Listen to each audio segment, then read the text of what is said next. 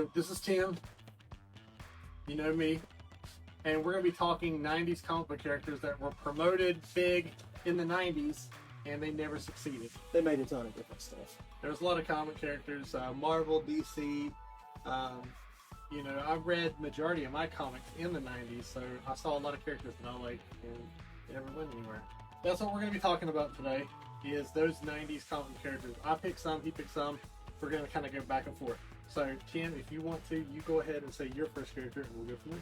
So, a little bit of background. Okay, go. So, I'm a 1974 baby. Okay. Up until I got my first job, most of my comics came from... There really wasn't a lot of dedicated comic shops in this area. So, most of the stuff you got was either from, like, Food Line, or you got stuff, like, off that little weird spinner rack at the gas station, right? Yeah, makes sense. So, then when I turned 16 and I got my first job, I was able to really fully get into the hobby. Back then, it was just kind of weird because, like, basically you were just limited to, you know, what you could get off the rack, like what that particular place let you have.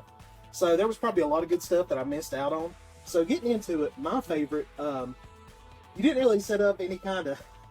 This is going to sound stupid. No. One of my favorite guys, right out of the gate, that I loved, was Strong Guy from X Factor. Sure. Yeah, I know very well. Strong Guy was a character that was introduced, I believe, correct me if I'm wrong, because we're just talking opinions. None of this stuff is, we're not like comic scientists or anything. I believe he was introduced in New Mutants. He was. Yep. And what happened was they had, X Factor was kind of weird, right?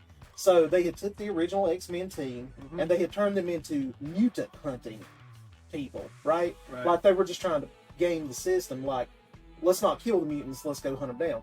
Well, in the early 90s, they replaced the team, and they put a bunch of outcasts in it. And the book really meshed well. It was fun again. They did a lot of cool stuff. If you read a lot of X-Men comics, they're just heavy. I mean, they're all about how society... Racial injustice. How we don't like the thing that's different, right? Of course. Well, so, I love X-Men comics. Same. But if you read about 5 in a row, you get depressed. And they're downers, right? With that being said, X Factor was fun, and it was light, and it was happy. Had a crazy art style to it, and Strong Guy I loved his power. His power was kind of stupid. He had a stupid look. He had like the round 90s glasses, and basically his power was when he got hit, that would absorb the energy, and he would get bigger. So the more you beat up on him, and his origin story was when he was little, he got hit by a bus. Yep. And like his body started contorting and getting bigger. Yep. But I really wish that they would have done more of the character. I know it's a goofy story. I know it's a goofy power, but they've done so much more with so much less. Yeah. A little bit of trivia too. Started out Guido. Yeah. His name. He was Guido before Strong Guy, and he was a bodyguard. Yeah. Is what he was. He was bodyguard beforehand. So for Dazzler or for Lila Cheney or... I can't remember. I can't remember. We'd have to look it up. Yeah. But Toy Biz did like an awesome figure of him. They did. Like he was so out of whack. Strong Guy was he was huge. swole. Yeah, Strong Guy was huge. They made the figures. He was very prevalent in X-Men. Yeah. Later on in the 90s, after being an X Factor, trading cards. All the trading cards had Strong Guy. He was a very goofy character. He was. Bald head with a little bit of white curl. But he had a good heart. He wasn't afraid to go anywhere. Yeah. One of my favorite issues with Strong Guy is they did a crossover with the Hulk, where the Hulk was doing stuff over in a foreign country, and the U.S. sent X Factor to shut him down. And he gets into a fight, and Strong Guy is just like the Thing. It's like, well, we got to do what we got to do. And he just wades directly into it. Yeah, and he actually stood toe-to-toe for a little bit. For a little bit. Yeah, he actually did that. Longer than we would. Longer than we would. Yeah. Well, most people in the split they would do that. But that is one of Strong Guy's claims to fame. As a member of, you know, the X-Men, he was one of the supporting characters. Like, and if I say one of your characters here, I'm sorry, I won't go into detail. Sure. But like G.W. Bridge and Forge, stuff like that. You know, he was a very prominent character in the 90s for X-Men. X-Men introduced a lot of cool stuff there in the 90s. I mean, maybe it was 88, 89, but you got to think about it. That's when Gambit showed up. That's when Bishop showed up. It was that Jim Lee era. It really was. Yeah. And Chris Claremont had done a great job. Like, he had laid the foundation for a ton of the backstory on a ton of these characters. Right. So to introduce something new in, it was just really cool to do. And if I'm not mistaken, aren't they doing a Build-A-Figure of him, or did they do one this year? I Okay. think it's the Build-A-Figure. I think the one that launches maybe this month. The series that launches this month. Yeah. Okay. So that was a very good one. That was actually one that I was going to put on my list, and I used as an alternate. So very good one. That was a good one. One of my favorite characters of the 90s, Sleepwalker. Nice. Yeah, I love Sleepwalker. I thought Sleepwalker had a great backstory. He does. And a great story, because the character of Sleepwalker actually isn't like an actual physical person. He embodies a person, which imbues him with his power, and they're like kind of like the police for the dreams. When I bought that first issue of Sleepwalker, what really attracted me to the character is he's not a big burly dude. Nope, not at all. He's like a little thin, kind of scrawny, kind of looks frail. like an alien. He really does. Yeah, kind of looks like an alien. He really does. When you're a kid, things stick out to you. Like the way they look, that was the era of, muscles, Yeah. And with him to be kind of a leaner, still muscular, they're all ripped. Right. In the 90s. Right. But like the purple and the dark colors and the green all mixed together really stuck out to me. He didn't have a long run. I think they only did about 33 issues. But like he was packed full of like guest stars. I like the fact that he was just creepy. He looked almost like a Ghost Rider villain would look like. But what Bobby was saying, like the 90s is what I'm thinking about. Yeah. Yeah. The 90s were just like so weird because that was the Layfield era. That was when everybody had like the big shoulder pads and 1,000 different pouches and things like that. So with that being said, to go into your bookstore or to go into your newsstand or whatever and see just this frail scarecrow looking alien thing, it was just kind of different. It looked like a color swap on Hobgoblin. It really does. Yeah, it does. It looked like that, and you were saying Liefeld. Even Spider-Man was big in Sleepwalker. Like there was always Spider-Man cameos and stuff like that. I think Mr. Fantastic showed up a lot too. They did a lot, and what was cool is they introduced so many villains specifically for Sleepwalker. Like they had Cobweb, which Cobweb was really cool in there, which is another 90s character that kind of went nowhere. Cobweb was like a really good name for a super villain. Right? And he was like creepy. He looked like he could be a Swamp Thing villain. Yeah. He was really cool. He really didn't go anywhere. He was in the trading cards. He was in the comic books, like pretty heavy. He had his own run, like I said, like 33 issues. I think he might have had like a small appearance in the animated series, maybe like one episode in the background. Cool. But he kind of went away. They actually came back, I think last year or the year before, they did a limited run of like 4 issues where they brought Sleepwalker back. That was actually really good. It was kind of like a redo or reimagining. But it was really good. But other than that, that's kind of it for Sleepwalker. One of the things like I want to look at or I want to talk about is story. Right. I see so many movies with $150 million worth of special effects, Absolutely. but only about a dime worth of story. That's true. All the characters we're talking about today, they might have been goofy, they might have been stupid, they might have been of their time, but you can take about anything, and as long as you've got a good story, you can make it into something worthy. I think it was film critic Roger Ebert that said, it's not what a thing is about, it's how it's about it. I agree. So, to be honest, Bobby watches a lot of crazy movies. I watch a lot of stuff. Yeah. You know what? It is entirely possible to make a good movie about skateboarding werewolves, right? Absolutely can. But it's all about the story. It's how the story goes, right? Sleepwalker was one of those that I felt really could have just done a lot of damage in the Marvel universe and made like a huge. Like, I'm glad you brought him up. Like, he's a character. But it just seems like he didn't take. It's one of those things where I hate it in life where like a movie or a book or a comic is good, but the numbers just don't justify it. He was just a darn good character. And unfortunately, it was during that crash of the 90s where they overproduced comics. And it was probably a great character, which I think it was, that just honestly got bundled with all these bad characters and got punched inside. As part of the Universe Retro thing, kind of explain the 90s crash to us. Yeah. Okay, so if you read comic books, like in the 90s, everything was overproduced. Whether it be trading cards, non-sports and sports, comic books, everything was so overproduced. They made millions and millions of it. Like Spawn #1, I think, was like one of the ones that was like, they made so many copies of that. It sold a lot, but it also, they made a lot. But they produced everything so much that it kind of flooded the market. It made value drop dramatically. comic books actually were super popular at that time, but they made so much that the value really isn't there. But like in cartoons, they tried doing the movies, which didn't do well, with like the Roger Corman Fantastic Four fiasco, and they had just had Batman in '89, which was a huge success. And let's have a little talk about, just for a second, sure. not to hijack it. No, let's fine. have a little bit of talk about comic books and collectability. Mm-hmm. Literally, you can apply the term collectible to anything. You can apply it to garden hoses if you want to. Right. What happened in the 90s was you started seeing values go up on books.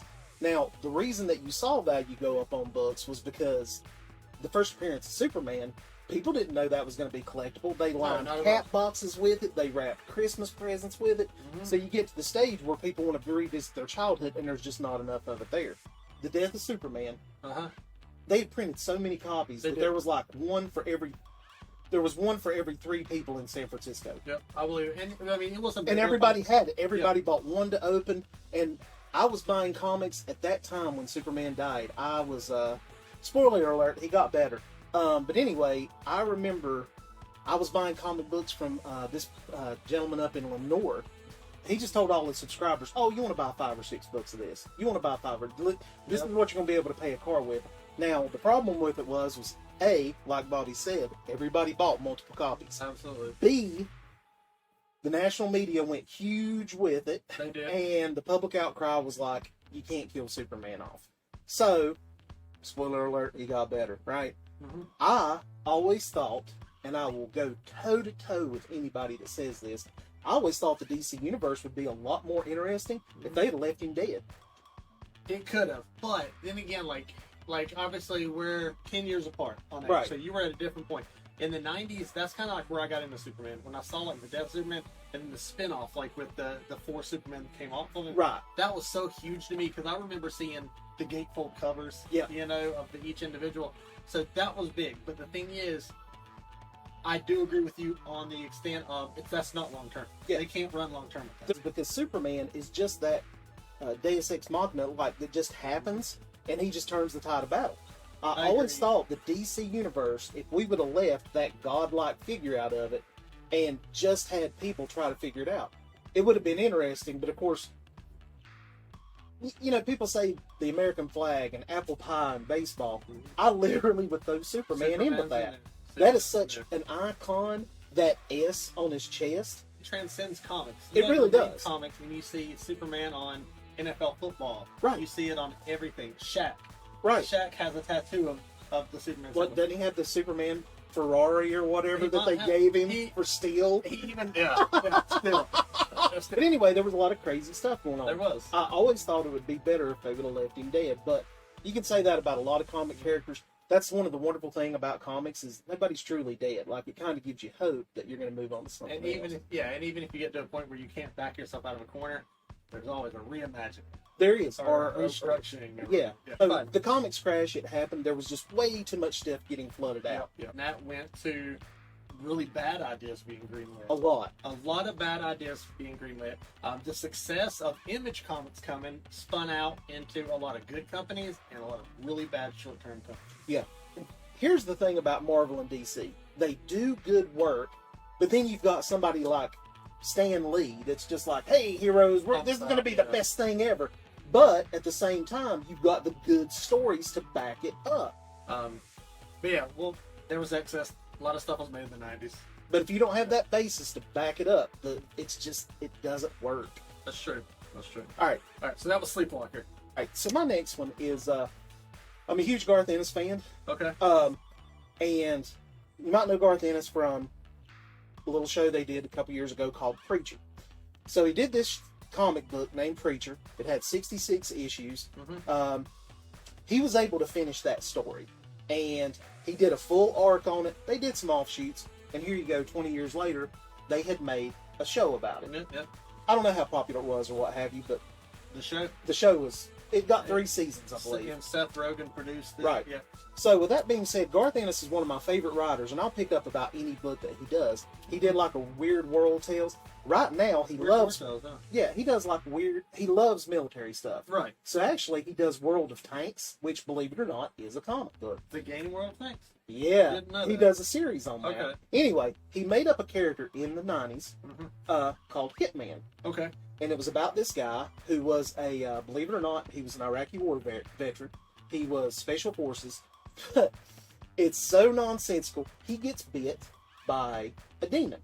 Okay. And he gets these extra powers. His eyes turn completely black. And he can see things before they happen. He can see different... So like Dead Zone type stuff? No, he doesn't see people dying. But like he can see through walls. He can see how things are okay. going to turn out within the next couple minutes. Gotcha. But since he is by trade a hitman, he decides, instead of just shooting people in Gotham, where he actually works, instead of shooting people, he's going to go after supervillains, superhero types, things of that nature. Gotcha, Right? gotcha. He gets into all these different crazy adventures. And when I was doing research on this topic, Garth Dennis had said, I never got to end Hitman. He was like, I was proud of the way Preacher circled around and got done, but Hitman never did. And Hitman was just hilarious, and it was funny. There was a gang of drunks, there was a gang of drunk people that formed their own super team that has to be seen to be believed. Like, Right. Look that up. We're not going to go into that. But he was just a refreshing take on somebody that was in special forces in Iraq. Mm-hmm. Brought his trade back to this country where he was a hitman and he just happened to have powers to deal with it. Looks like he has telepathy, X-ray vision, highly skilled in use of almost all types of firearms, Mhm. capable hand-to-hand combat. Think about the Punisher being hilarious without the grim backstory that just drinks all the time. Some of the characters associated with Hitman were, this being the 90s, were actually named Best New Character of 97 by the readers of I didn't Wizard. see that. Now, best new character. What's the name of that best new character? Dog Welder. Do you know what his powers are? No, does he weld dogs? He incapacitates people by welding dogs to them. And he was Best New Character. There's the 90s. There's Wizard in the Yeah. 90s.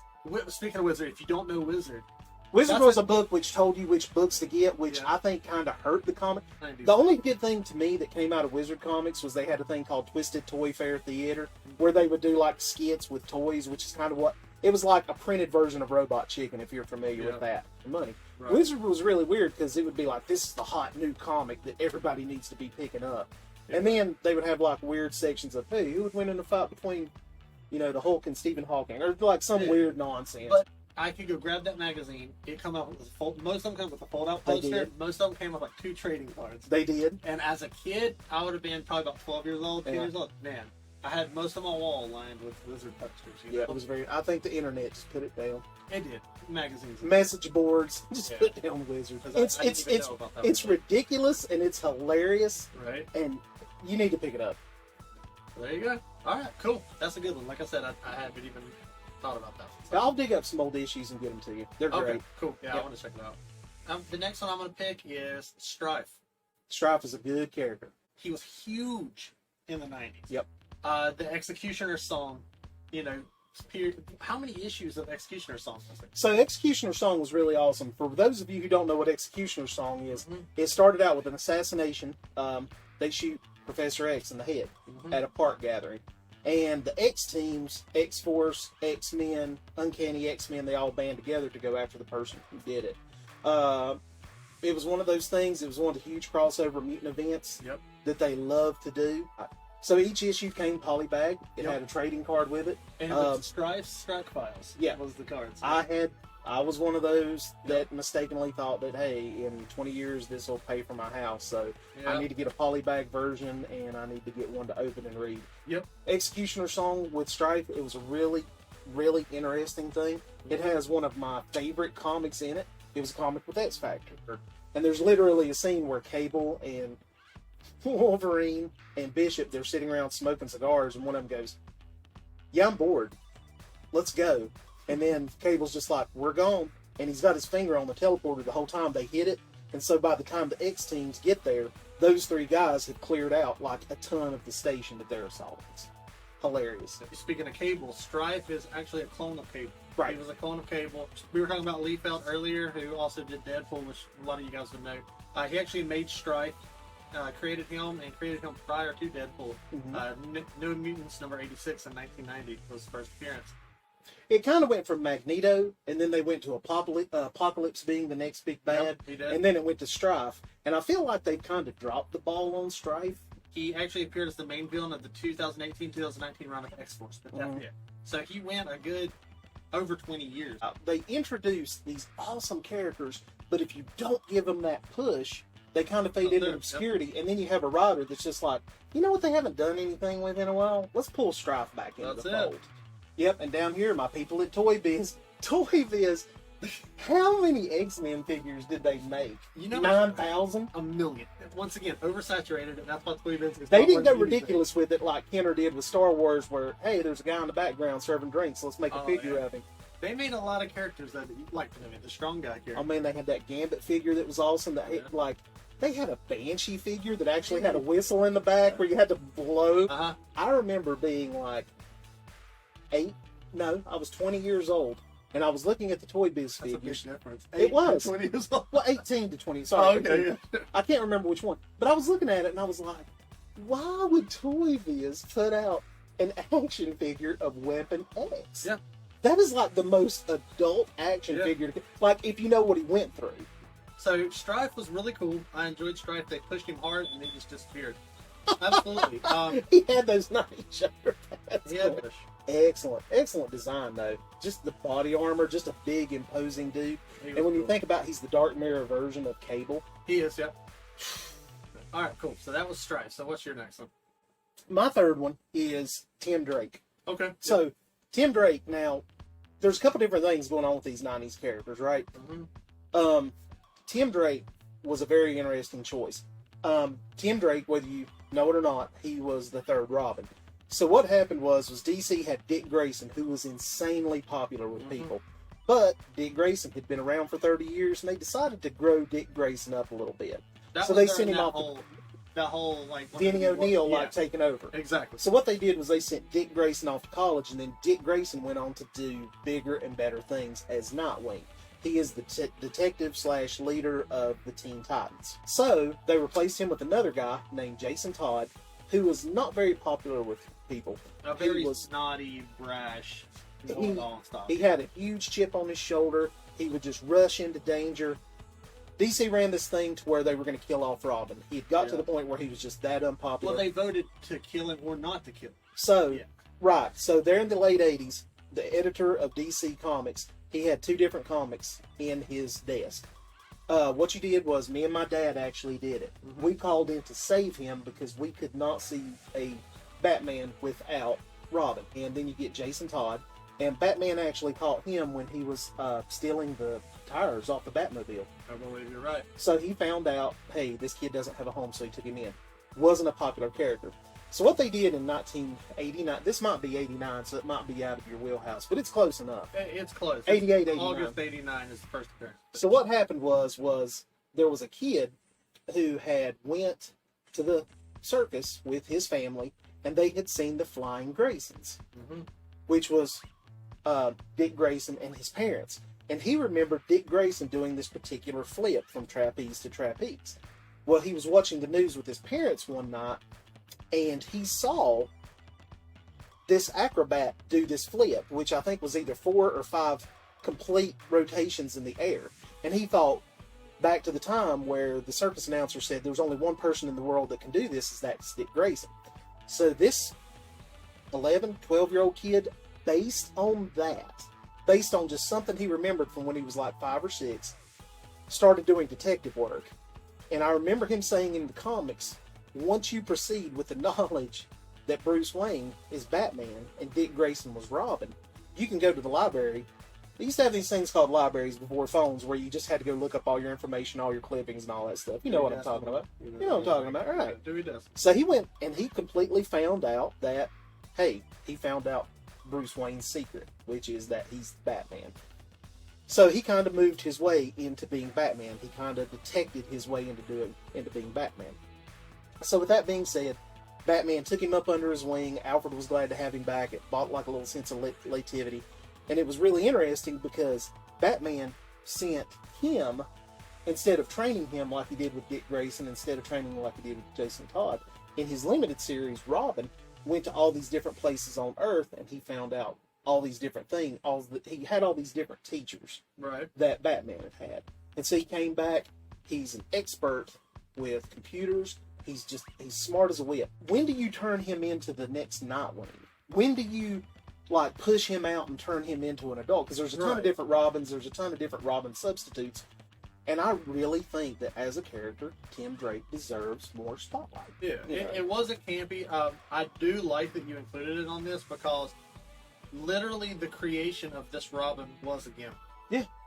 His name he was named after Tim Burton to promote the 1989 Batman film. The 89 Batman film was ridiculous, but good Lord, it's my favorite Batman film. It was great. It was pushed so much. We're just going to side note for 30 seconds because it was everywhere, dude. Like, you don't get it. Like, you don't get it. No, okay, it was everywhere. Me and my boy Joby Lynn, shout out to him, we convinced my dad to take us. We went to the Terrace Theater over here. The Terrace Theater had so many people hammering on the doors that they just started selling all the tickets. So the fire marshal clearly states, you can't have people in the aisle. The Terrace Theater said, we got people wanting tickets. There were people sitting in the aisles. There were people sitting up front in the nosebleed, like just looking up at the screen, right? People don't understand that 1989 Batman was not a movie. It was an event. People had the bat symbol shaved into their heads. Right? Coca-Cola commercials, McDonald's commercials. Oh, make sure after you enjoy the movie to buy all these toys. And All buy the all these. merchandise. Yeah. Yeah. And I remember I was just about 2 or 3 years past that, and I still wanted every bit of that crap. So It was the awesome. Batman cereal? Yeah. It came shrink wrapped with the Batman Head and Shoulders bank. That was just a huge event. It just broke the mold. It was. I love it. Tim Drake Robin. One more thing, and then we'll go into the next one. The sequential comics they made, Robin, Robin 2, Robin 3. Yep. I remember loving them because they had the gimmick hologram stickers on the front. You remember those? So, the 90s comics, let's talk about trading cards. Let's talk about holofoil. Let's talk I about still love it. gold. I will buy a comic out of a $1 box every time if it's got a If it's holofoil got an hologram. embossed cover, or if it's got a holofoil, and every bit of it, special collector's edition, Wolverine 25 with a holofoil cover. Yep. Whatever. Dude, I love holograms. I love them. I'll buy them every time. That's just the And 90s stuff. That's a good. I'm getting ready to say that's a good transition into my next pick. Go for it. My next pick, his first issue, was a hologram holofoil cover. Who was it? Thunderstrike. Thunderstrike is amazing. Thunderstrike. Yeah. So his Thunderstrike #1 was a hologram, like holofoil-ish cover. Tell us who Thunderstrike was. All right. So Thunderstrike, if you look at him, you're gonna say, "Hey, that's Thor." That isn't Thor. It's not. So his name, he goes by Eric Masterson. Yep, Thunderstrike. He looks exactly like Thor, he does. but he goes by Thunderstrike. So he first appeared in Thor #391. He was a supporting character. Yep. Okay. So what's funny about him is he doesn't really have he's not a god. He's not. Not at all. So he was working as an architect when he met Thor. He was injured by falling girders and taken to the hospital by Thor, who saved him. Okay, now, side note. Uh-huh. If you read that issue, it's hilarious. He is injured by a villain named the Mongoose. The Mongoose, yep. Who, And I've got that issue subsequent- and it's ridiculous. It's a good issue and you should totally pick it up. It's $1 book or less all day. It is. Yeah. What's awesome about this is the Mongoose shows up, he's tearing stuff up, Spider-Man. That's the great thing about comic books. Mm-hmm. They always take place in big cities, so if Captain America's doing something and Spider-Man's swinging by, he'll help Captain America out. So what happens is Thor gets up under it and braces it. And the comic scales back to show a 70-floor skyscraper Right. being held up by Thor. And Spider-Man's like, oh my God, I don't know what you eat for breakfast, but like, I want to buy it. A lot of people love Thor because you can throw in that Norse mythology. He's just a big guy who can do superhuman things. So in the 90s, late 80s, early 90s, what they did with Eric Masterson was Thor had an alter ego, and the alter ego was a doctor named Dr. Donald Blake, right? Well, he got rid of that alter ego, and he was a guy walking around New York called Sigurd Jarlson. Like, seriously, it was ridiculous. It was the 90s, all right? It's the 90s. Thunderstrike goes back to the main tenet of what Thor is, and it's written on the side of his hammer. Whoever holds this hammer, if they be worthy, so they'll possess the power of Thor. Anybody, if they have a pure heart, can lift that hammer. If they don't have an evil bone in their body, they can lift it. So you could become Thor if you're a perfectly good person, right? Yep. That's how Beta Ray Bill lifted it. That's how Captain America lifted it, is because they have such that purity of heart. Right. Eric Masterson is a regular dude. He is. He is a architect in New York City. And when they started up with this storyline, he was in a divorce with his wife, and he had a young son, and a lot of people would pick up the Thor book to watch Thor beat up the Juggernaut, or go toe-to-toe with Thanos, and you would get like some dramatic story about Eric Masterson can't make it to pick up his kid on time, so his ex-wife, I think her name was Marcy, she's going to call the judge and say, this is why I need full custody of this kid, because his dad doesn't care about him. When in reality, Eric Masterson would be slamming the hammer down and be off fighting like the Wrecking Crew or something. It was a very, very good look at what it truly means to have an alter ego. That's a great choice. Such a good character. Such a great character. It is. It is. My next pick is a very 90s character. Okay. I keep using that phrase. I love the character Darkhawk. Man, I have him on my list. Okay. But I can switch him up for an alternate. Okay. He is... He's up there with me with Sleepwalker as maybe the most 90s, like... God, that storyline got convoluted. There is no way in an hour-long video we could tell you the twists and turns. It is the most bananas. It's the character easiest. looks bananas. It's the easiest. It's the easiest origin story ever. He finds a magical amulet. He decides he's going to do good. It gets crazier. And boy, did they push Darkhawk in the 90s. His book had a guest star every book. Everywhere. It seems like. You had him teaming up with everybody from New Warriors to West Coast Avengers. Spider-Man was in some of his stuff. Like, he had guest stars. They were pushing him hard. So it In front of his mom. almost felt like a DC type book because it was just dark. Right. My God, it was dark. It was super dark. It didn't last a long time, but man, the entire run is packed. His first supervillain's Hobgoblin, who he battles with Spider-Man. Which is a very good supervillain. But I mean, he fought Brotherhood of Mutants. Like, I mean, they gave him tons of opportunity. It just went dark. It just went so dark. I agree. And it's one of those things. It's one of those things to where, like, I wish when they come up with a character, they would have a plan for it, like a 5-year plan. What are we eventually going to do with this person? I mean, after his initial run, he was all over the place. He was, at one point, assigned the position of security chief with Nova during the Secret Skrull invasion. Then he went to a limited series called War of Kings, Realm of Kings, Avengers Arena. He went to Infinity Countdown. Like, he was bounced around. I feel like he could have been a major player in the Marvel Universe. He could have. And they just used him as a jobber. And I feel like we can't talk about Darkhawk without talking about his joke resurgence.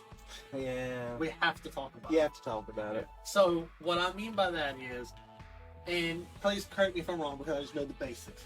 The basics, I believe, are some guys that are in a comics group decided they were going to buy up all the Darkhawks and then make it a comic that's wanted and kind of worth more. Yeah. And I mean, that's the basic gist of it, right? So now you can't go where you could go dark. You can find Darkhawk all day, every day for $1 or less. Now you can't find it. They ran the price of it up, but in turn, it also kind of brought it back as a cult favorite. It did. Because he was mentioned in video games again. Darkhawk is just a heck of a character. He really is. Yeah, Darkhawk was cool. I agree. Great, phenomenal choice. One of my top choices I had as well. Cool deal. Good job. All right, so my next one I'm going to bring up, and I mean, he exemplifies the 90s for me as one of those same characters is Slapstick. So, Slapstick, as a kid... Let's just say this list is not for everybody. This list is for personal opinions. Yes. And as a fine American, Bobby is entitled to his opinion. Like, we can disagree all day long, but we find a middle ground, and that's democracy, and that's the best we got, and we got to work with it, right? But you go ahead with Slapstick. Okay. I got nothing. The best thing I can say about Slapstick, and correct me if I'm wrong, Slapstick is if somebody's sitting around and going, man, I love Marvel and I love comic books, but I really wish one of the Looney Tunes would fight some bad guys. The Looney Tunes Deadpool. He was a Looney Tunes Deadpool. Yep. So yeah, he looks, I'm just going off of Wikipedia here, for lack of a better term. He resembles an animated clown and has the abilities of a slapstick cartoon character. He coexisted with characters you would never in a million years look at. She-Hulk, for one. He was a regular member of the Mercs for Money. Now, which Deadpool was. With that being said, like I said earlier in the video, I like Marvel because it's a little bit lighthearted. This kind of thing is fine if you want it messing around with, like, being grim or something like that. Yeah. But they had a lot of 90s comic book characters that were supposed to be grim and gritty for gritty's sake, right? Right. So when you talk about, like, the Ghost Rider, or Doctor Strange, it got a little bit darker, or the Punisher, or something like that, it's like, hey, when we need to lighten the mood, instead of just taking a breather comic, let's just throw slapstick into it. Oh, Slapstick was originally a junior high school class clown named Steve Harmon from New York. A lot of them are from New York. Yes. In a plan to get back at his rival, Winston, he dresses as a clown to blend into the crowd at a strange new carnival. Ooh. Spooky. Before Steve could enact his plan, Winston and his date were kidnapped by several clowns. Lots of clowns. Steve picks up a mallet as a weapon and follows him. Good figure. What's it gonna do? You know? What can you do? We've all been there, right? I don't know what, you know. The group enters the carnival funhouse and enters a portal disguised as a mirror. As it was closing, Steve follows. At the moment of entry, an energy burst races across Steve's world, alerting the senses of several beings, such as Doctor Strange, Silver Surfer, Spider-Man, and Howard the Duck. His molecules stretch across 3,741 dimensions, and Steve ends up in the realm of the Scientist Supreme of Dimension X, who resembles Groucho Marx. Stay with us here. I think there was a lot of coke running around in the 80s. I agree. And probably in the 90s there was some left over in the drawers. That's it. I don't know. A body composed of living, unstable molecules, dubbed electroplasm. This essentially makes him a living cartoon character. Okay, just one second. If anybody could put it in the comments section, because I'm too lazy to look this up. Unstable molecules is the laziest scientific explanation. The Fantastic Four, right? Well, how do your clothes work? And it's like, well, they're made up of unstable molecules. Those are two things that sound great together, but like, how do they work? So he's a living Looney Tunes character, basically. But the villains that he had were not Looney Tunes style villains at all. So he was fighting people such as a Punisher copycat named the Overkiller. Yeah, I spoke too soon. He does have some villains that sounds like it makes sense. I bet they were real winners. He also battled the super smart preteen, Dr. Denton and Teddy. Uh-oh. And those were rough cuts. There was also a homeless man, the neutron bomb, with the power to cause explosions. Oh man, you don't want to fight them homeless neutron bombs. It's a neutron bomb. So why didn't this guy last, Bobby? You know, I really don't know. I have a couple of ideas. Controversial topic, but it was very 90s. It was very 90s. And that's why I asked. And I think it's one of those things, comics are really good at like comics are very good at surveying the terrain and saying what is popular right now. And I guarantee you somebody looked at Animaniacs, somebody looked at that ridiculous stuff and said, you know what? We haven't had the Impossible Man or the Forbush Man or anything like that in comics in a while. Let's get some kind of lunatic nonsense in here. Just kind of like spice it up. One of my favorites is from the DC universe. It's a intergalactic bounty hunter named Lobo. Now, Lobo, sorry to break your rules, Lobo was introduced in 1983 in Omega Man. That's fine, because he didn't have his big push till the 90s. But what happened was They gave him a big push in the 90s because they wanted to do grim and gritty type stuff. Right. So what they did was they tried to give it a little bit of levity, but the reader said, no, push it back into the ultra-violent, push it back into gory. We want to see... He referred to himself as a bastich. Like, he was the main man. He's got all these different... And they pushed him. He's a violent psychopath. So then he turned into being a bounty hunter. He's died. He went to heaven. They couldn't handle him. They sent him to hell. They sent him back after he beat up the demon. They gave him just a huge, huge push. If you have just like a horrible sense of humor, if you love violence, look up Lobo issues. Lobo issues are just hilarious. They're very punk rock. They're very mean-spirited, but there's some amazing quotes. And the issues where he went to heaven, and when he went to heaven and he went to hell, you just got to look them up. They're fantastic. That's a good way to put it. Thank you. But yeah, so he was pushed. I mean, definitely you saw Lobo, all the time in the 90s. Now, the thing with Lobo is he did go away for a while, but popped up occasionally as little parts. But he did come back in the New 52, and he came back in the Krypton series. I can't emphasize like how big he was in the 90s because people would like actually paint themselves white and put on a leather vest and take pictures of themselves. It was an easy cosplay. Yeah, you could do it. Yeah. But if you weren't big and muscular, it's kind of like seeing a fat guy at the con. Where it's the reason I don't wear Flash t-shirts to the con. It kind of makes fun of itself. So, all right, so that was a very good one actually. Yeah, very good 90s character, Lobo. My last one is going to be Onslaught. Onslaught's great. Yeah, Onslaught. If you see Onslaught and don't know who he is, you're going to think he's a super buff Magneto. Very much so. Yeah, he looks like a super buff Magneto. Are you gonna spoil it for him? What? And tell him who Onslaught is? Oh yeah, I'm gonna tell him. Okay, all right. Spoiler alert. Spoiler alert for a 20-year-old comic. Yeah, it's an entity created between the consciousness of Professor X and Magneto, right? Yep. All right, so Professor X and Magneto. So he used basically they merged and they created Onslaught, which was at the time when you're reading X-Men in '95. They're the two most powerful mutants according to the comics. You know, and if you get a character that's both of them put together, how are you gonna beat him? He was a big part of the Fatal Attraction storyline, which, if you go back to what we were talking about, holograms, all the Fatal Attractions have the little hologram sticker card. Fatal Attractions was all about Wolverine's worst day. Oh yeah, they pulled his skeleton out of his body. They absolutely pulled his skeleton out of his body. Magneto used his powers to pull... Not his skeleton, but the adamantium lacing it. Yeah. And, Yeah. It was a very... Anyway, so Onslaught. So when he started recruiting, like, a team of bad guys, basically. He was in the video games at one point. He was so big. And then he kind of disappeared for a while, and then he came back in 2006 for a mini-series. But yeah, this was when X-Men was really starting to get convoluted. It was already kind of convoluted, but this is when it was really getting convoluted in 96. The beauty and the ugliness of the X-Men is it's really not about people punching each other. The most 90s armor ever. I don't know how this dude went to the bathroom. I don't know how he got through his shoulder blades went up this far above his head. Like, I don't know how he would drive to work in his car. Yeah, he's like how do you order food at McDonald's in that outfit? You can't do anything. That's just not a functional uniform. Very impressive. Very impressive. You had a great list. Very impressive list. You had a very, very great list. Okay, honorable mentions.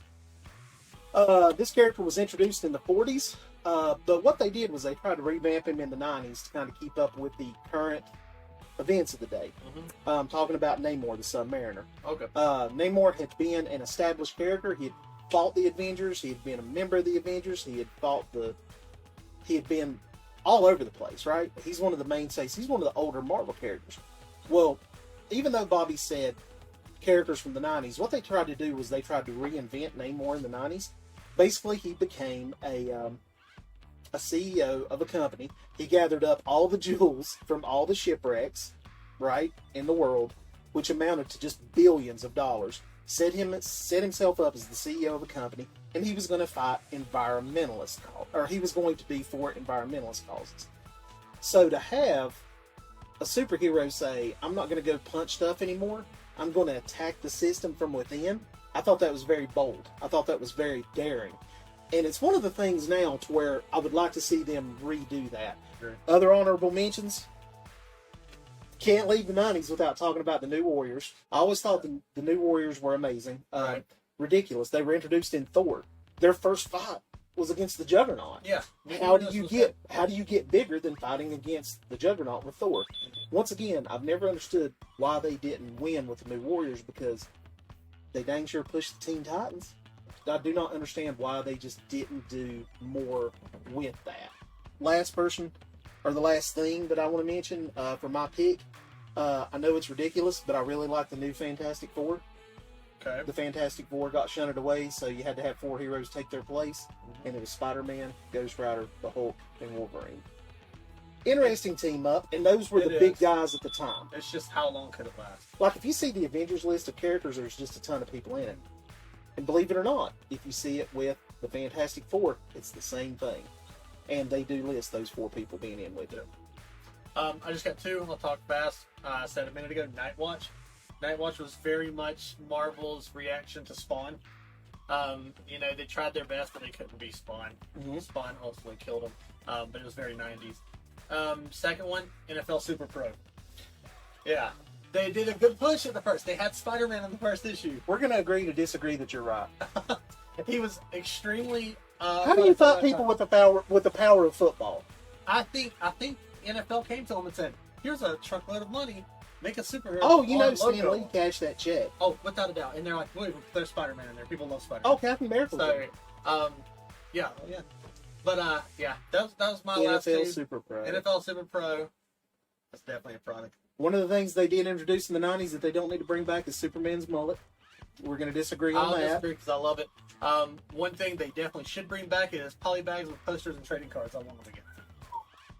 And holograms. And holograms. I want holograms. And foil embossed covers. Yeah. But that's it. That's our pick. Thanks for having me on. Thank you, man. I appreciate it. And thanks to Jacob Edwards at Time Tunnel Comics.